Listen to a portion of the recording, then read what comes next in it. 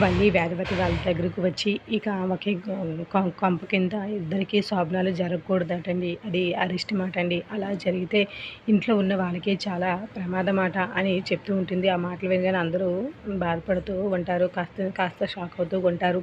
అది కాదండి, ఇది సంప్రదాయం కూడా పద్ధతిగా కాదటండి. ఎందుకంటే ఒకవేళ ఏదైనా జరిగి ఉంటే ఇంట్లో ఎవరో ఒకరు ప్రాణాలకి అరిష్టము జరుగుతుందండి. ప్రాణాలు పోయే అవకాశం కూడా ఉంటుంది అని అనేసరికి ఇక వేదవతి అయితే షాక్ అవుతూ ఉంటుంది. ఇక అక్కడున్న రామరాజు కూడా అలాగే చూస్తూ ఉంటాడు. ఇక నర్మదాకైతే ఏం చేయాలో అర్థం కాక అలాగే షాక్తో చూస్తూ ఉండిపోతుంది.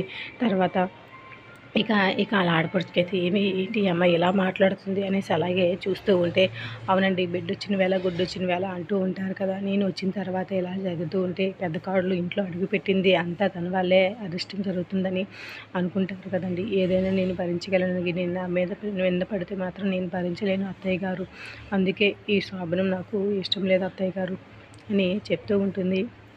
దాంతో అక్కడున్న ఇక నర్మద వాళ్ళకి, చందు వాళ్ళకి, ఇక ధీరజ్ ప్రేమ వాళ్ళకి ఏమీ అర్థం కాదు. అలాగే వాళ్ళ మాటలు వింటూ ఉంటారు. అవునా అత్తయ్య గారు, ఇది అంత సంప్రదాయం కూడా మన ఇంటికి మంచిది కాదు, కీడు జరుగుతుంది.